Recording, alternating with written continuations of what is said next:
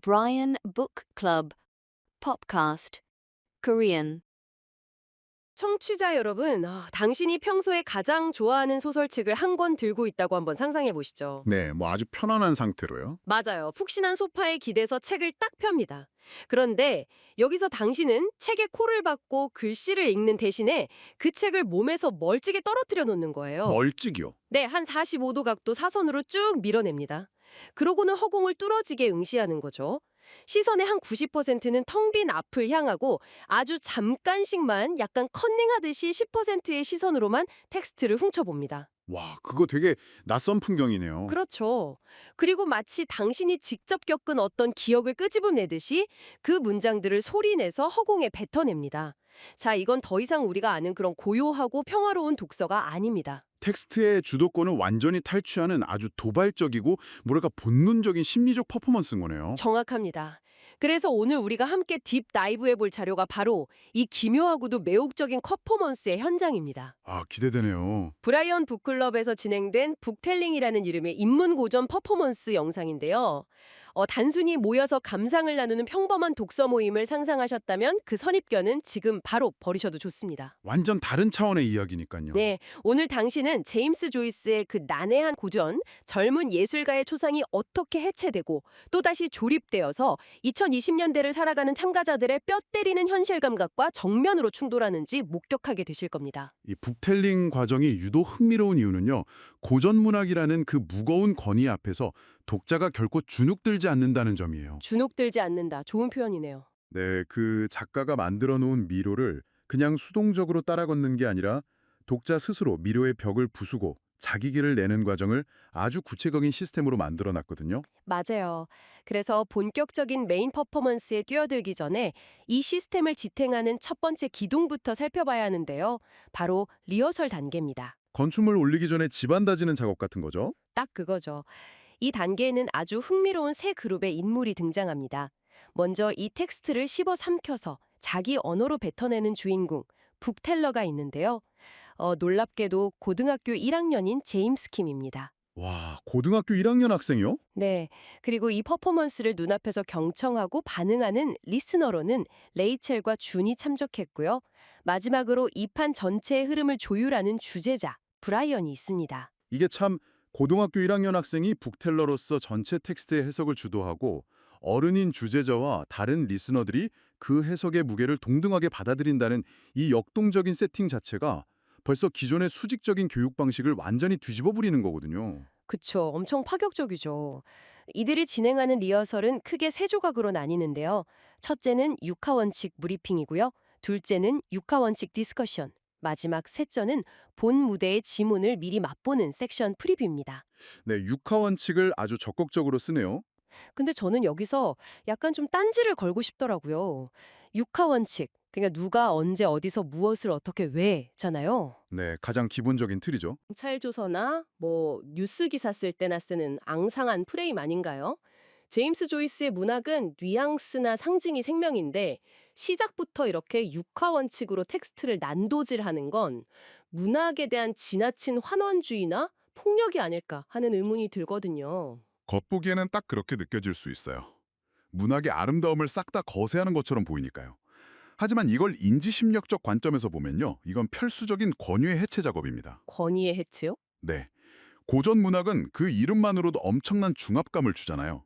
16살 소년이 제임스 조이스라는 거장의 텍스트를 딱 마주할 때 뇌는 무의식적으로 아, 나는 이 위대한 글을 이해하기엔 부족해 라는 방어 기제를 작동시킵니다. 아, 지레 겁먹는 거네요. 그렇죠.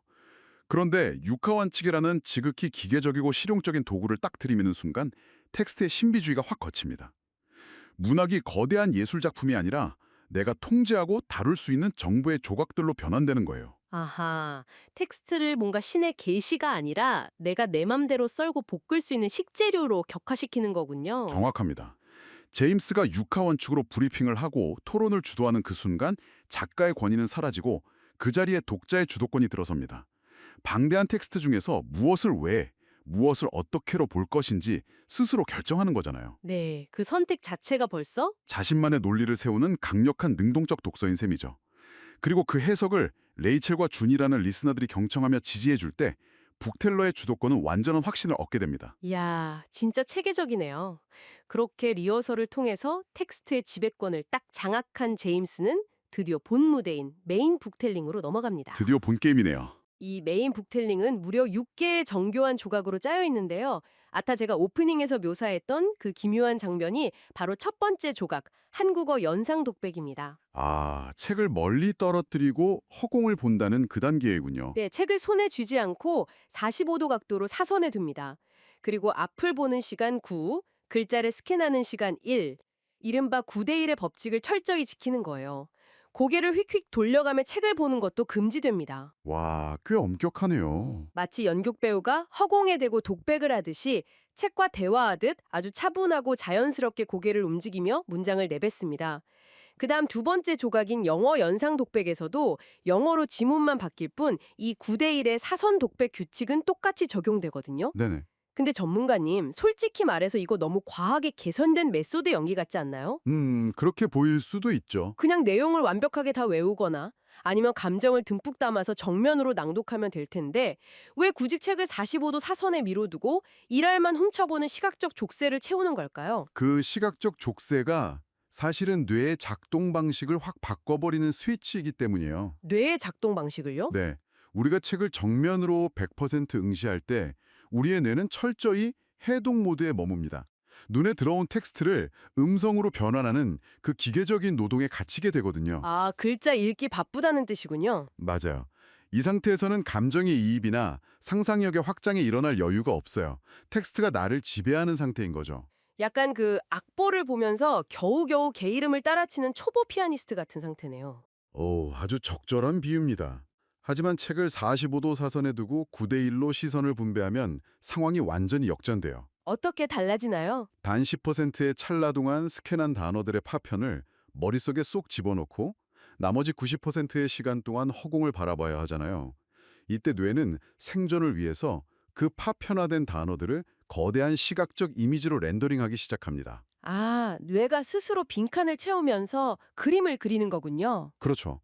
즉 글자를 읽는 게 아니라 머릿속에 딱 떠오른 영상을 묘사하게 되는 거예요. 작가의 문장을 빌려 읽는 수동적인 낭독자에서 그 장면을 머릿속으로 직접 목격하고 청중에게 증언하는 능동적인 서술자로 탈바꿈하는 와, 마법 같은 인지적 전환이 일어나는 거죠. 9대1의 법칙이 단순한 시선 처리가 아니라 활자를 나의 생생한 기억으로 변환하는 강제 변환 장치였네요. 네, 진짜 정교한 장치죠. 이렇게 강력한 장치를 장착한 제임스가 이어지는 메인 북텔링의 조각들을 하나씩 완성해 나갑니다. 리허설에서 다진 뼈대를 바탕으로 세 번째, 육하 원칙에 의한 영어 스토리텔링을 전개하고요. 네, 네 번째, 영어 질문과 대답으로 내용의 빈틈을 촘촘히 메웁니다. 자, 그렇다면 이 17살의 북텔러가 머릿속에 띄어올린 제임스 조이스의 구체적인 이미지는 과연 무엇이었을까요? 우리는 지금 번역본 73쪽, 영어 원서 54쪽의 지문 한가운데로 들어갑니다. 소설의 주인공 17살의 스티븐이 기숙학교 식당에서 겪는 아주 일상적이면서도 굉장히 상징적인 장면이죠. 네, 영상에서 제임스가 차분한 연상독백으로 토해냈던 바로 그 문장들입니다. 스티브는 사순절 기간 수요일마다 배식으로 나오는 거무스러운 생선 튀김을 도저히 먹을 수가 없었어요. 어우, 상상만 해도 별론데요. 그쵸. 근데 설상가상으로 그의 몫으로 나온 감자에는 아주 기분 나쁜 흔적이 있었습니다. 농기구에 찍힌 혹은 누군가 고의로 흠집을 낸 듯한 가래스랑 자국이 선명하게 남아 있었던 거죠. 네. 청취자 여러분도 학창 시절에 급식 먹다 보면 다 식어 빠진 맛없는 반찬 받거나 상처난 사과를 받은 적 한 번쯤 있으실 겁니다. 아, 있죠. 많죠. 보통의 우리라면 그냥 아, 오늘 배식은 진짜 없네 하고 투덜대고 말 텐데 주인공 스티브는 이 파인 감자를 보면서 완전히 다른 차원의 공포와 억압을 느낍니다.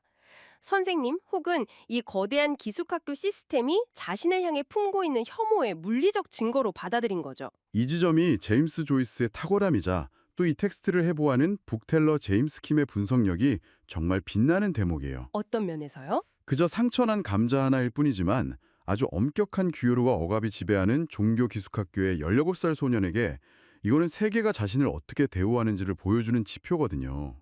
거무스른 생선과 가래스랑 자국은 자신을 규격화하고 억누르는 그 폭력적인 시스템의 은유인 거예요. 아, 소년의 내면에서는 이미 거대한 세계와의 불화가 시작된 거군요. 네, 맞습니다. 바로 그 불화의 정점에서 제임스가 이 수많은 문장 중에서 단 하나의 키 센텐스를 뽑아냅니다.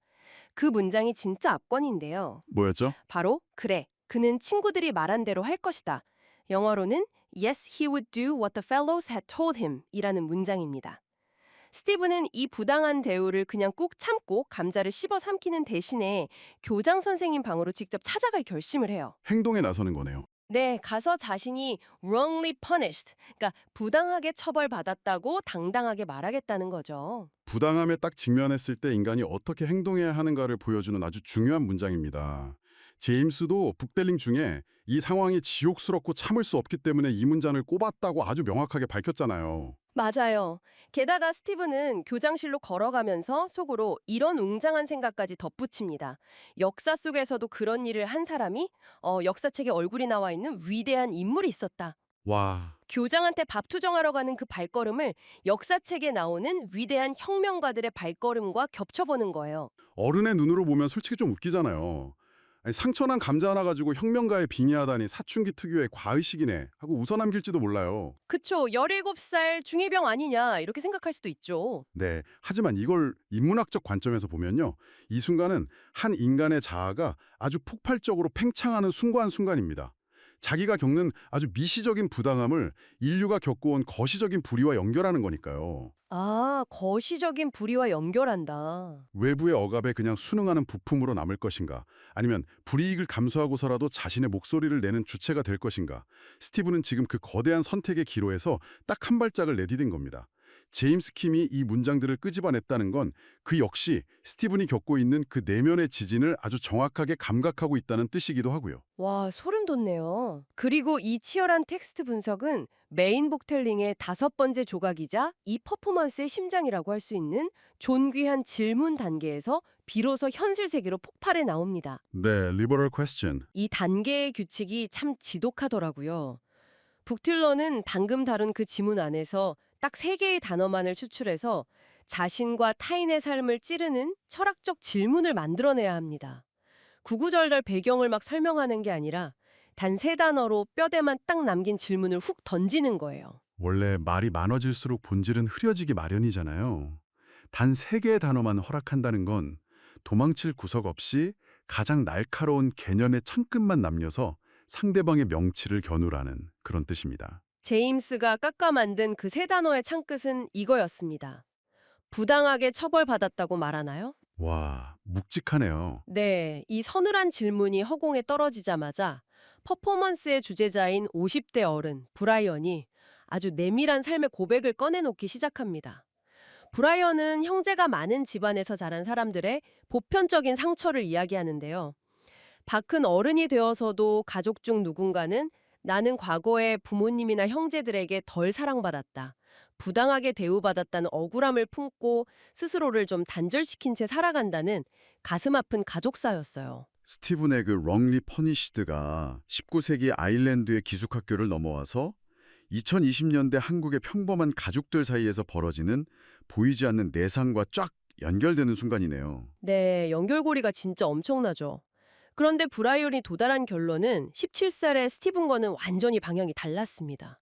어떻게 달랐나요? 불합리함에 항거하는 것도 당연히 중요하지만 오랜 세월을 살아보니 결국 모든 갈등과 불화의 씨앗이 타인이나 환경이 아니라 나 자신으로부터 시작되었다고 받아들이는 것이 훨씬 마음이 편하다는 거였어요. 스티븐이 부당함을 따지러 밖으로, 그러니까 교장실로 나아갔다면 브라이언은 수십 년의 삶을 거치면서 그 억울함의 화살표를 자기 내면으로 돌려서 성찰하는 법을 깨달은 겁니다. 그게 바로 시간과 경험이 만들어내는 인문학의 두께인 거죠. 질문은 딱 하나였지만 10대 소년이 바라보는 저항의 정의와 50대 어른이 바라보는 수용의 정의가 이 북텔링이라는 공간 안에서 아주 눈부시게 교차하고 있네요. 맞아요. 하지만 저를 진짜 충격에 빠뜨린 건 리스너로 참여했던 10대 소녀 레이첼의 반응이었습니다. 레이첼이요? 브라이언의 고백이 다 끝나자마자 레이첼이 입을 여는데요. 자기가 평소에 남동생한테 공부해라, 숙제해라, 하면서 잔소리를 엄청나게 한대요.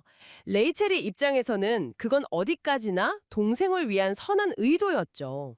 누나 입장에서는 뭐 흔한 일이죠. 네. 그런데 방금 이 존귀한 질문과 브라이언의 이야기를 쭉 듣고 생각해 보니까 자신의 그 쏘아붙이는 말투나 잔소리를 하는 타이밍 때문에 동생의 입장에서는 누나의 그 선의가 완전한 괴롭힘이나 부당한 처벌로 느껴졌을 수도 있겠다는 걸 너무나 쿨하게 인정해 버린 겁니다. 와, 이건 정말 뒤통수를 딱 치는 통찰인데요. 보통 사람들은 문학 읽을 때 무조건 피해자나 영웅한테만 자기를 이입하려고 하잖아요. 그렇죠. 상처난 감자를 받은 스티븐한테 딱 이입해서 맞아 나도 저런 억울한 일 당했었지 하면서 위로를 받으려고 하죠. 우리는 언제나 자기가 부당하게 처벌받은 피해자라고 굳게 믿으니까요. 맞습니다. 그런데 레이첼은 그 짧은 순간에 거울의 방향을 휙 돌려버린 거예요. 자기가 피해자 스티븐이 아니라 부당하게 상처난 감자를 배식하는 식당 요리사나 무심한 선생님 혹은 억압적인 교장 선생님일 수도 있다는 사실을 꿰뚫어 본 겁니다. 아, 소름. 텍스트를 통해서 내가 세상을 향해 휘두르는 무의식적인 폭력을 자각하는 거.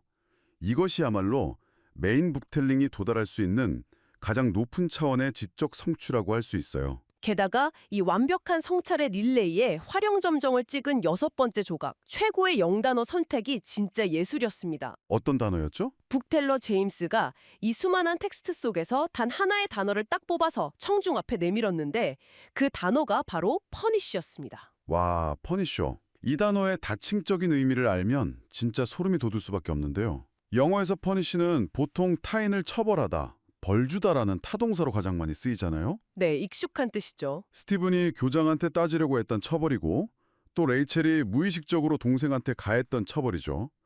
그런데 이 단어가 자동사로 쓰이거나 내면을 향할 때는 자신이 저지른 잘못으로 인해 스스로 자책하다 혹은 고통받다라는 의미를 딱 품게 됩니다. 아, 스스로 자책하다. 네, 브라이언이 가족의 상처를 보면서 타인을 원망하는 대신 스스로를 성찰하고 그 고통을 감내하려고 했던 그 마음의 형태와 아주 정확히 일치하는 거죠. 다른 사람을 징벌하려는 외부로 향하는 분노와 나 자신을 향해 책임을 묻는 내부로 향하는 성찰이 이 퍼니시라는 단 하나의 철자 안에 완벽하게 공존하고 있는 거네요. 그렇습니다. 제임스가 이 단어를 딱 고른 건 진짜 우연이 아닐지도 모른다는 생각이 듭니다. 텍 속에 죽어있던 고전의 단어 하나가 북텔러와 리스너들의 삶을 쫙 통과하면서 완전히 새로운 생명력을 얻어서 펄떡펄떡 뛰게 된 셈이죠. 청취자 여러분, 당신은 지금 책에 읽는다는 이 평범한 행위가 어디까지 진화할 수 있는지를 확인하셨습니다.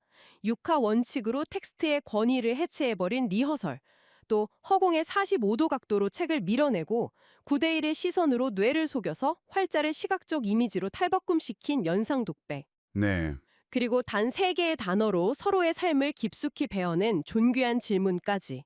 브라이언 북클럽의 이 북텔링 퍼포먼스는요, 방 한 구석에 조용히 쌓여있던 100년 전 제임스 조이스의 문장들을 끄집어내서 2020년대의 10대와 50대가 자신의 흉터를 비춰보는 무시무시한 거울로 만들어냈습니다. 단순히 책을 소비하는 수동적인 독자에서 훌쩍 벗어나서 텍스트를 장악하고 또 그걸 현실의 삶을 해독하는 도구로 사용하는 주체가 되는 훈련을 한 거죠. 그것이 바로 우리가 이 퍼포먼스에서 얻어갈 수 있는 가장 큰 인문학적 유산이라고 봅니다. 그래서 저는 오늘 다룬 영상 막바지에 주제자 브라이언이 무심코 툭 던졌던 이 한마디가 계속 뇌리에 맴돌더라고요. 결국 왕이 질문을 던진다. 아, 왕이 질문을 던진다. 청취자 당신도 한번 생각해 보시죠. 우리는 평생 누군가가 던지는 질문에 대답만 하면서 살아왔습니다. 학교에서는 선생님의 질문에, 직장에서는 상사의 질문에 정접을 맞히려고 전전긍긍 하잖아요. 심지어 책을 읽을 때도 작가가 던져놓은 질문의 의도를 파악하려고 애씁니다.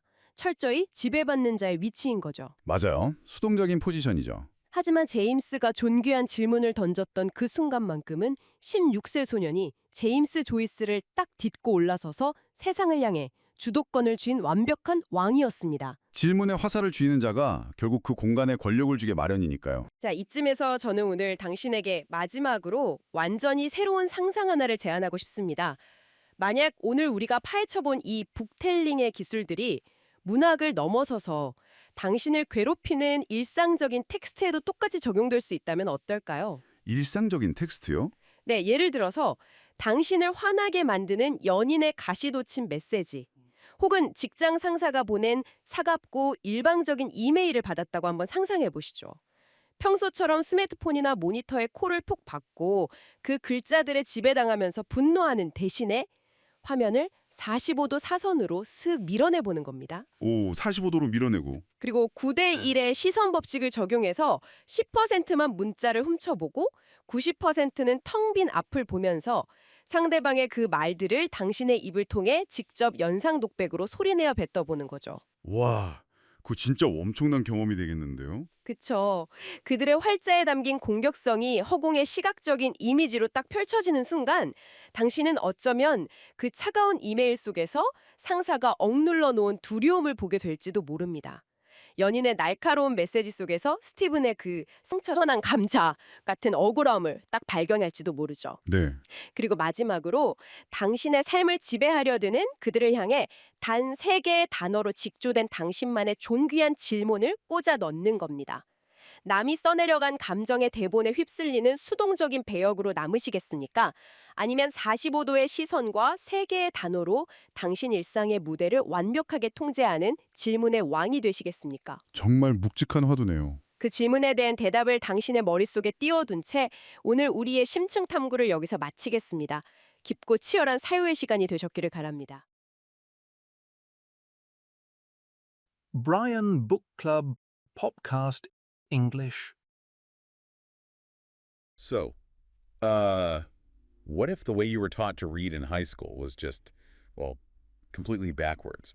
I mean, that really shifts the whole paradigm, doesn't it? Right. Because think about it. We are usually taught to just sit there quietly, stare at a page, and, absorb the information. Yeah, it's traditionally this very solitary, almost silent act. Exactly. But what if a classic book isn't actually meant to be passively absorbed? What if it's meant to be interrogated, like wrestled with, and ultimately used as a mirror for your own life? Which transforms reading into a highly structured, almost visceral dialogue. Yeah, and that is exactly what today's deep dive is going to explore.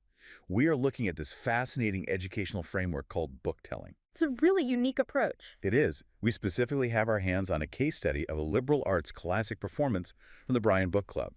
So our mission today is to dissect this incredibly specific methodology, right? To understand how it takes dense, intimidating literature and just turns it into a profoundly personal humanistic experience. And to really ground this, we are looking at a performance by a book teller named James Kim. Right? So James is 17 years old. He's a first-year high school student.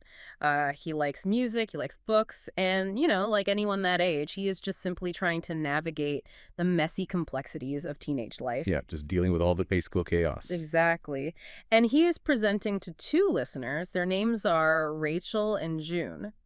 And this entire process is being guided by a presider named Brian.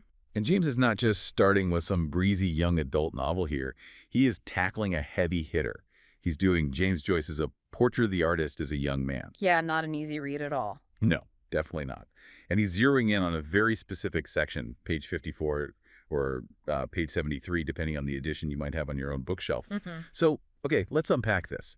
Because the way James Kim approaches this text looks absolutely nothing like a traditional high school literature essay. It doesn't. It requires a completely different cognitive architecture. The book-telling process is built around 2 primary phases. And the first phase is entirely about preparation. They call it the rehearsal. And the tools they use for this rehearsal are, well, they're deeply analytical. Very. James has to break his section of the James Joyce text down using a 5W1H structure. So who, what, when, where, why, and how. Classic journalism questions. Exactly. He starts with a briefing using those 6 questions, then moves into a discussion using those same questions, and finally finishes with a section preview. Which I have to say, applying a rigid, almost journalistic 5W1H framework to a swirling stream of consciousness author like James Joyce. Seems wrong, right? Yeah, it seems incredibly counterintuitive.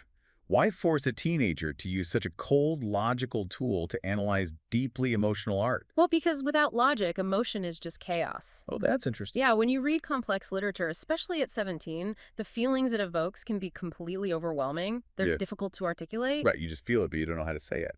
Exactly. So the 5W1H method forces the student to anchor those abstract feelings to concrete facts. For instance, out of this dense text, James selects one specific key sentence to anchor his entire presentation. What was the sentence? He chooses, yes, he would do what the fellows had told him. He would go up and tell the rector that he had been wrongly punished. And I find his rationale for picking that specific line so revealing. Because he doesn't bring up some high-minded literary theory, you know. No, not at all. He talks about the visceral reaction he had to the text. He describes the situation the main character, Stephen, finds himself in as hellish and unbearable. Those are massive, heavy words for a teenager to use. Right. He is really locking on to this profound sense of victimhood and mental anguish. But notice what the framework forces him to do with that anguish. He isn't allowed to just wallow in the feeling of it being unbearable. Right. Through the 5W1H rehearsal process, he has to distill that massive emotion into 3 incredibly sharp, actionable points based on his key... Sentence. Right, he breaks it down. Exactly. Number 1, he would go up. Number 2, tell the rector. Number 3, that he had been wrongly punished. So he has completely synthesized a complex emotional landscape into a logical progression. It's basically the exact same concept as building scaffolding around a house before you attempt a major renovation. That is a great way to look at it. Like if you're looking at this 5W1H rehearsal from the outside, it seems rigid, maybe even overly restrictive. You have all these metal bars and rules holding you in place. Right, it looks confining. But that rigidity is precisely what gives you the safety to go in and confidently tear down the walls of the text later. You understand the foundational load-bearing beams of the story, so you won't get crushed by the emotion of it. That scaffolding metaphor perfectly illustrates the psychology at play here. You have to organize the chaotic landscape of a classic novel into digestible components first. Yeah. And once the mind fully grasps the structural reality of the text, the body is finally ready to deliver the emotional truth of it. And that physical delivery is where the process takes a dramatic turn. Because having the logical scaffolding isn't enough on its own, right? You actually have to inhabit the space, which means leaving the rehearsal behind and stepping into the physical performance. Yes. And this starts with what the book club calls the imaginary monologues. So James performs this first in Korean and then again in English. And the physical constraints placed on the bookteller during these monologues are highly specific. Like, if you picture someone reading aloud to a room, you probably picture them holding a book open in front of their chest, staring down at the pages. Sure, yeah. Standard reading posture. But James is not allowed to do that. He is instructed to place the book diagonally at a precise 45-degree angle. Wait, he's not even holding the book normally. No. I am just picturing him standing there, the book tilted off to the side. I mean, that feels like a highly unnatural way to interact with a piece of literature. Oh, it is definitely unnatural. Yeah. But it serves a very specific cognitive purpose, which really becomes clear when you look at the eye contact rules. Oh, right, the ratio. Yeah. Yes. They enforce what is called a 9.1 gaze ratio. James must spend 9 parts of his time looking straight forward as he recites, and only 1 part of his time actually glancing at the text. Wow. And furthermore, the guidance explicitly warns against snapping your head back and forth mechanically. You have to turn your head slowly, naturally, as if you're having a conversation with the physical book. Okay, I have to challenge this methodology a little bit here. If you are listening to this right now, try to imagine picking up your favorite novel, holding it at a 45-degree angle, and forcing yourself to stare at the wall 90% of the time while you recite it. It sounds difficult. It sounds performative. Does that actually deepen your relationship with the text, or is this just, I don't know, theatrical flair designed to make the presentation look impressive to the listeners? It definitely sounds performative at first glance. What's fascinating here is that the psychology behind it is actually rooted in cognitive load and internalization. Think about what happens in your brain when you can only look at the words 10% of the time. You cannot simply read the text. Reading is a passive transfer of data. Right. To execute a 9.1 gaze ratio, your working memory has to completely internalize the flow of thought. A mere glance at a few words on the page must trigger the entirety of the next concept in your mind. Ah, I see. The framework describes it as a calm, reflective utterance. It's like an actor performing a monologue based on free association. So you literally cannot hide behind the pages. Exactly. The 45-degree angle opens up your body language, and the 9.1 ratio forces the author's words to live inside your head, not just on the paper. You become entirely exposed to the material. It bridges the gap between the mind of an author like James Joyce and the voice of a modern 17-year-old. Yeah. And because you are exposed, you have to be intimately familiar with the microscopic details of the story to survive the performance, which is exactly what happens when James moves into the English storytelling and Q&A portions of the performance. Right, because having internalized the text physically, James returns to that logical 5W18 structure to tell the story in English. And the details he pulls out to prove his mastery of the text are, well, they're incredibly granular. So specific. Yeah, he notes the precise setting, a Catholic high school on Wednesdays in Lent. He talks about the food, specifically how the main character, Stephen, is staring down at a blackish fish fritter that he cannot bring himself to eat. And the level of observation gets even more focused than that. Out of everything happening in this scene, James zeroes in on a single potato on Stephen's plate. The potato. Yes. He notes that the potato has the mark of the spade in it. A mark of a spade and a potato. Again, I'm going to push back here. Go for it. We are analyzing James Joyce. This is literature dealing with massive, sweeping themes of religion, societal rebellion, and the formation of a young artist's identity. If we are spending our time discussing the blemish on a cafeteria potato, aren't we completely missing the forest for the trees? From a traditional macro-level academic view, perhaps, but book-telling operates on a humanistic perspective. And in humanism, the macro is almost always hidden entirely within the micro. Okay, how so? Well, the Q&A segment reveals exactly why James locked onto that specific detail. He explains the origin of that mark in the potato. Oh, right, the teacher. Yes. The teacher, who is an adult authority figure at this religious school, essentially bade his fork into the student's potato simply to demonstrate his dislike for the boy. Think about the emotional weight of that action. It's mean. It is incredibly petty. James points out during his analysis that this adult teacher is not grown up. Wow. That tiny physical mark in a root vegetable perfectly encapsulates the entire hellish and unbearable environment James identified all the way back in his rehearsal phase. Oh, I see it now. It proves to the audience that the punishment Stephen Dedalus is facing isn't some grand divine righteous correction. It is small, petty, human, and deeply unfair. So the forest isn't missing at all. The entire forest is reflected in that one potato. And if you are listening to this, you can probably relate to that feeling. Think about the last time a boss, a teacher, or someone in authority did something incredibly petty to you. It's rarely a massive, dramatic blow-up. It is usually a metaphorical fork in your potato. That's a great way to put it. It is those tiny dismissive actions that make an environment feel truly unbearable. Exactly. And by proving that the text is grounded in that relatable, petty human behavior, James has naturally teed up the absolute core of the book-telling framework. The text has been analyzed, internalized, and delivered. Now, it must be used as a mirror to examine the participants' own lives. Right, which transitions us to the liberal question segment. And the constraint placed on the bookteller here is honestly brilliant. It really is. James is tasked with formulating a deep philosophical question to ask his listeners. But he is only allowed to use 3 words derived from the text itself. Which forces absolute precision. A teenager might be tempted to ask a sprawling, confusing, highly theoretical question about 19th century Irish Catholicism. The 3-word limit prevents that. The question has to be a pointed arrow. And the question James asks the group is Galax, which translates beautifully to, do you say you've been wrongly punished? Let that question hang in the air for a moment. Do you say you've been wrongly punished? He directs this at Brian, the presider, and Rachel, one of his listeners. And Brian's response is staggering. Yeah. Here's a 50-year-old man taking a question from a 17-year-old boy about a classic novel, and he applies it directly to the most vulnerable parts of his own life. He really opens up. He does. Brian opens up about his complex family dynamics. He shares that his mother and his older brother recently had to undergo major surgeries, and he talks about the reality of large families, how there is so often this quiet undercurrent of resentment. He describes another sibling who harbors deep feelings of being treated unfairly over the years, feeling as though they were wrongly punished by their parents or by life itself compared to the rest of the siblings. The psychological depth of that confession is remarkable, especially in a mixed-generation setting like that. Yeah, completely. Brian is exploring the anatomy of resentment.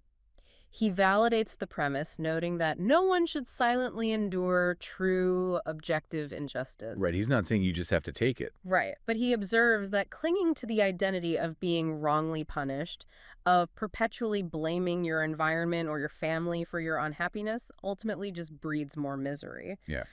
His humanistic takeaway is that finding the root cause of your discontent within yourself, rather than your surroundings, is what usually brings peace. He is essentially suggesting that even when the unfairness is entirely real, letting it become your defining narrative turns into a self-inflicted punishment. Yes, exactly. But the power of this liberal question is that it doesn't just apply to 50-year-old family trauma. Here's where it gets really interesting. We get this incredible contrast immediately afterward when Rachel, the teenage listener, answers the exact same question. Rachel's perspective couldn't be more different from Brian's, yet it strikes the exact same chord of self-reflection. She thinks about her relationship with her younger brother. She confesses to the group that she is constantly nagging him to do his homework. It had gotten to the point where her mother actually had to step in and tell Rachel to stop bullying him. Wow. And before this book-telling session, Rachel felt completely justified. Her internal narrative was, I am older, I know better, I am just trying to help him study. Sure, she thought she was doing a good thing. Right. But hearing James's three-word question, do you say you've been wrongly punished? And listening to Brian unpack the psychology of resentment, Rachel experiences an epiphany in real time. Yeah, she realizes that regardless of her good intentions, her tone and her timing meant her younger brother almost certainly felt wrongly punished by her. Yeah. She realizes that, from his point of view, her mother was right. She was bullying him. If we step back and look at the educational goals of this book club, this right here is the summit. The objective is not rote memorization. The goal isn't to make sure a teenager can pass a multiple-choice test on James Joyce. Not at all. The goal is to use classic literature as a catalyst for extreme empathy and self-awareness, capable of crossing vast generational divides. It brings back that idea of the text as a mirror, or even a literary Rorschach test. Oh, I love that comparison. Yeah, you hold up this one specific line about a boy in a Catholic school facing a petty teacher. A 50-year-old man looks at that inkblot and is forced to reevaluate decades of sibling rivalry and parental care. And then a teenage girl looks at the exact same inkblot and realizes she owes her little brother an apology. Exactly. The words on the page never changed, but the truth they reflected back was entirely customized to the person looking at them. It's amazing. And that reflection is solidified in the very final phase of the framework, which is the best English vocabulary. To cap off the entire experience, the bookteller must select one single word from the text that serves as the ultimate thematic anchor. And James selects the word punish. Which, at first, feels maybe a bit simple. Well, it is the perfect capstone because of how they choose to define it. They don't just settle for the surface-level transitive verb definition to penalize someone or sentence them for a crime. Right. They dig into the deeper internal psychology of the word. They define it in the context of an automatic feeling of self-reproach, the act of suffering because one feels they have done something wrong. Look at how that definition weaves the entire hour of work together. You start with Stephen Dedalus's literal external punishment in the book, the teacher stabbing the potato to show his dominance. But through the methodology, it evolves into the metaphorical internal punishments that the group discuss. Oh, yeah. The sibling who punishes themselves with lifelong resentment. Rachel, who was punishing her brother under the guise of academic help and is now feeling the self-reproach of realizing her mistake. It all ties together perfectly.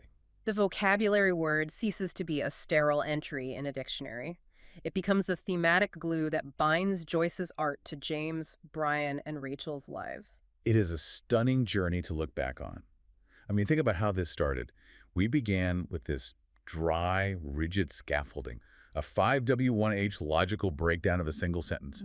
Then we moved into the severe physical constraints of holding a book at a 45-degree angle with a 9.1 gaze ratio. It sounded so clinical at first. Right. But all of those restrictive mechanics were simply tools to funnel the participants down into this profoundly vulnerable, deeply human conversation about fairness, family dynamics, and personal accountability. All of it sparked by one single page of a classic novel. It proves that the barrier to classic literature isn't the text itself. It is how we are taught to interact with it. Absolutely. When you engage with a book with that level of rigor, physical embodiment, and emotional vulnerability, it stops being a dusty artifact. It Right. becomes an active, living participant in your own personal development. So what does this all mean for you, the person listening right now? It is a stark reminder of the true power of reading. Reading shouldn't just be about checking a classic off your cultural to-do list so you can sound smart at a dinner party. No, it should be a genuine, two-way conversation. You have to be willing to let the text interrogate your life just as fiercely as you are interrogating the text. Right. I will leave you with a final thought to mull over today. Think about a specific memory in your own life where you felt wrongly punished. Maybe it was a petty boss, a misunderstanding with a friend, or just a situation where the universe felt incredibly unfair. We all have those moments. We do.